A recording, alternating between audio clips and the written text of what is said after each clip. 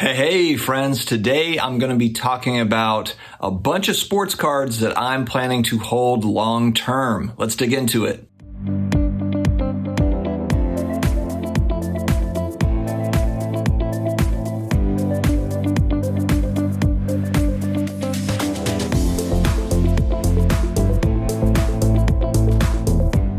Hello to all my sports card collector, investor, all of my collectibles friends out there in the universe. How is everybody doing? It is another day in the neighborhood. It's been snowing and kind of ice raining here in North Carolina the last couple of days. So we're just kind of hunkering down here, and I'm just looking through cards, and I was like, you know what? I'm going to make a video about just some of my favorites that I'm just going to hold on. PC, if you will. PC is used very loosely these days, I've noticed, but these are cards that I plan on holding for a long time because I just like them, A, and B, I think they've got a lot of long-term potential. If you're new here and you like sports card content, we're coming out with almost daily videos here, 5, 6, 7 videos a week. We've got live streams, all sorts of good stuff. So definitely subscribe, hit the notification bell, help me out with a like if you do like what you see, and let's get started. Oh, and also connect with me on Instagram at The Personal Finance Dad, and then on Twitter, The Personal Finance Dad. All right, guys, first card up, one of my all-time favorites. Again, just kind of holding a piece of history in your hand. And it is the Jimmy Brown 1958 Topps rookie card. Fortunate enough to get this in a PSA 3 before the boom. So this was 2019, early 2019, might have been 2018 when I picked this up. Jim Brown is arguably the best football player to ever play in the NFL, and then also one of the best running backs, if not the best running back. I'm a Barry Sanders fan, but I think it might be generational. I grew up watching Barry Sanders, not Jim Brown, so it could just be that, you know, I just didn't get to see Jim Brown and see his dominance, but so I'm more of a Barry Sanders guy, but Jim Brown is the man. So this is an important football card. In the football card universe, this is definitely an important one. So I'm going to hold on to this sucker. 2020 flawless Drew Brees 100 years auto, and this is the one of one, the black box one of one at the National last year. So you could only get this card at the National, the one of one. Now there are other copies of this card that are numbered out of 5 or 15 or whatever, but this is the only one of one. It was at the National, and this one is special to me for a couple of different reasons. With the pandemic and everything that was going on, that National card show was one of the greatest card experiences I've ever had in my life. Going back to my childhood, it was so much fun hanging out with friends, meeting new people, the trades, all the cards. It was incredible. And so this is kind of a memory from that show. Yes, it's my favorite player, my favorite team. Thomas in motion, play action, rolling to his right as Brees has time, throwing into the end zone, and it is going to be caught with a touchdown by Meacham. Robert Meacham hit in stride, 7 yards deep in the end zone. But it also is, a special moment for me where I got to meet a lot of new people and hang out with friends that otherwise, I had not met online. And so the fact that this was obtained at the National makes it that much more special for me. I was there with my wife. It was a great time. So this is one that I just plan on sitting on for a long time. 1970 Topps Tall Boy Pete Maravich rookie card in a PSA 6. This is another one, kind of the pre-pandemic 2018, 2019 purchase that I had when I was just getting back into the hobby in 2018. And, this was one of those cards, again, when I was a kid, you could not afford these in the card shop, and honestly didn't really see them very much. In the late 80s and early 90s, my card shop, there was 2 card shops that were near my house. Of course, I was collecting kind of the current players, like a lot of 8, 9, 10-year-olds were. But you would see these pop up in card shops, and they were expensive at the time, for the time. Now, not so much. So just an interesting card, intriguing card that I would never have been able to afford as a kid.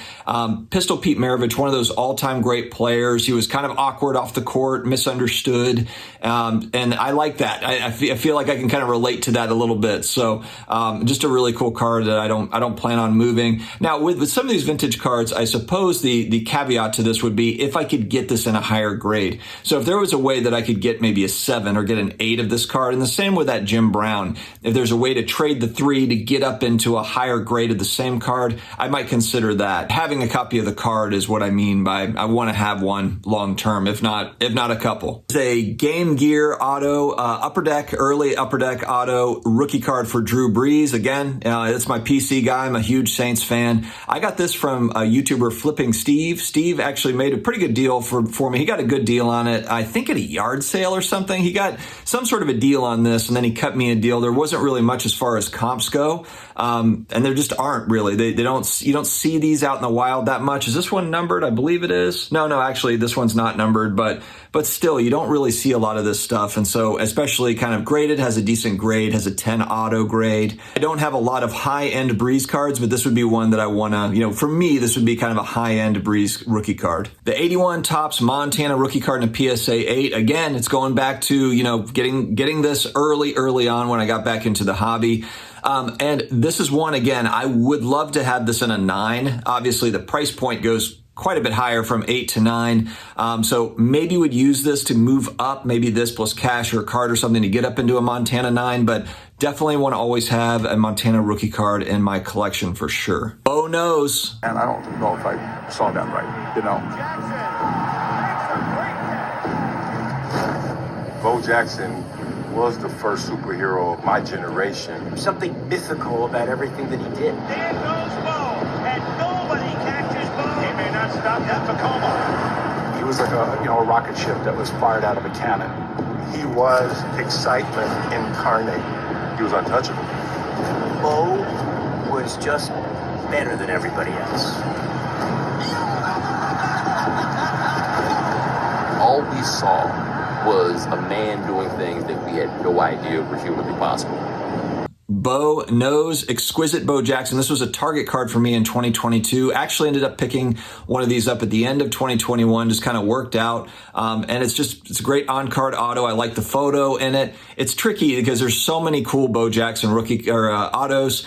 They're not rare. Bo's signed quite a bit of stuff, but the Exquisite set, that thick card with the decent grade, some good subgrades there, and then the 10 auto as well, was definitely a target for me. And I just wanted to have really like one nice Bo auto to stash away. And I wanted it to be exquisite just because of that. I think that set over time is going to remain relevant. Tom Brady, Bowman Chrome 2014, the Bubbles. This is the Bubbles, I guess, refractor, the Bubbles refractor.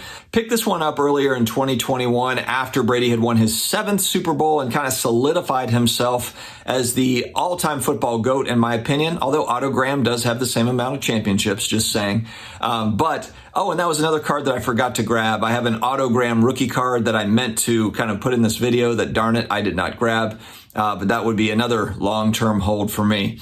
But anyway, back to Tom Brady. And I've got kind of a few of these types of refractors that are graded. I'm looking for scarcity with these. They are not inexpensive. And so it's not as if I can just kind of get in there and get all of them, not even close. If there's ever a Tom Brady dip, I will be ready. I don't think that there will be. Where we are with Tom Brady right now kind of reminds me of Michael Jordan in the late 90s when he was kind of wrapping up and he was winning, he had his 6th title and, his 5th, 6th title. And everyone's just talking about how great he is. All you ever hear about is how great he is. But you didn't really see the appreciation until he was retired and gone. Yes, you had people that followed him. You had Kobe and you had, some great players that followed him. Obviously, LeBron. But Jordan was one where while he was playing, everyone was just kind of in awe. And then after he was gone, that's when, there was appreciation. I think Tom Brady's getting card appreciation, certainly. But I just think over time, 10 years down the road, 15 years down the road, assuming he's retired by then, 20 years down the road, I think that there's going to be a time where people look back and are like, this dude was unbelievable what he did. I don't think anyone is going to get close to him, at least in the next, 10, 15, 20 years. Maybe Mahomes will rattle off a bunch of Super Bowl wins, maybe. But I don't think it changes the way that people look at Tom Brady, especially just kind of the underdog story. He doesn't have the natural gifts that a Pat Mahomes has or an Aaron Rodgers has, in my opinion. He just plays really, really smart. He's got the mental game down, and he has enough of the physical part of the game to get it done. It's kind of like that the working class quarterback, the 6th rounder, and that's what I think is special about Tom that will continue on over time. Terry Bradshaw rookie card. Is it 72 Topps, 71 Topps? That's right. I always get mixed up. I love the red border, kind of just the red card on this. A very tough grade because of that red, the edges. It's easy to see the white show up on the edges. And so, I like that I've got this in a decent grade, an SGC 6.5. I have another copy of this as well in a PSA 5 or 6. Just love the card. Again, Bradshaw just being kind of one of those underrated. It's like, Roger Staubach, Bradshaw, Fran Tarkenton. These are legends of the game that it's just hilarious to me how there's not any sort of, love for, there's no hobby love for the all-time football greats, not in the same way that there are in baseball and basketball. So I will continue to talk about it because I think it's just interesting, and it suits me great because I'm a football card collector first, and then all the rest of it comes second. Speaking of baseball, wanted to add a Willie Mays auto, and I did that in 2021. This is a 2001 Fleer Showcase Sweet Sigs insert. This was one too where I found some good information. I believe it was on Blowout, where they're talking about this particular card, and it was a redemption of sorts, and there was only about 60. It's not numbered, but they estimate there's about 60 of these. It was either through Cardboard Connection or through Blowout, but I think this is the highest graded copy of this card, and there's not many graded, so I was lucky to find this one in particular. I like the late 90s, early 2000s, just kind of the insert stuff, the parallels, the autos, because that was kind of when it first started out. I've got a 96 Upper Deck football patch card of Marshall Faulk, and that literally on the card, it says this is the first ever memorabilia card done by Upper Deck. That was 96. So as you're looking at like the late 90s, early 2000s, the auto, just very, very cool. And so fortunate to get this one. I'm holding on to it. My guy, Barry Sanders, I've said it before, I'll say it again. I just think that he is underrated as a player. I'm not going to talk about card prices being underpriced or whatever. That's for you to judge and the market to judge. But Barry Sanders as a running back, I never saw anyone as electric as Barry. And I don't think I ever will. I still haven't. There's 43-yard line, and it's Barry Sanders trying to take advantage of a slight opening, and he breaks it, and he'll go all the way. Touchdown, Detroit. Watch. Through the right side. Morrissey's got a shot. Roper's got a shot. Singletary's got a shot. I still haven't 25 years later after he's wrapped it up. Or I guess has it been 20 years, 25 roughly, something like that. Yeah, we're getting there. Getting there to 25 years, believe it or not. This is a 2005 Exquisite auto and Exquisite first year Exquisite. So Barry Sanders auto. First year of Exquisite football, had to have it, got a good price on this before prices started to move up on a lot of the auto stuff. I'm trying to figure out if I want to grade this or not. Put that in the comments if you could. Would you grade this card? It's a thicker card. Would you send this to BGS maybe? Let me know your thoughts. Another rare insert, 2001 Donruss Elite. This is a Joe Namath on-card auto. And again, it's the early years for this stuff, 2001. This one is numbered out of 100. There was another card that was a dual auto with Chad Pennington. Not as much love for that card because Pennington is with it. And so this is not an easy find. It's not an easy find. It's in a high grade for the card. And then also it's a 10 auto. I was able to find this at my local Raleigh show. And honestly, would love to find more of this type of stuff. Again, long term, I like the legends. I like the autos for the legends and the rare inserts. Tie it all together. It's graded. Tie it all together in a bow at the right price point. And I want that. Last but not least, I'm going to go back to my Saints. It's a Drew Brees, Marcus Colston. It's actually a quad auto with Robert Meacham, and then also, who's the running back again? Antonio Pittman. And it's quad patch, quad auto, Exquisite. I believe it's from 2007. But Marcus Colston, really an underrated receiver for the Saints. One of the best wide receivers for the Saints ever. The Quiet Storm is what I believe he was known as, but this guy he didn't talk much, didn't talk trash, he just delivered on the field. The guy just crushed it on the field, was an amazing target for Brees and the Saints as they won their Super Bowl and just kind of going, through their 15-year dominant period in the NFL.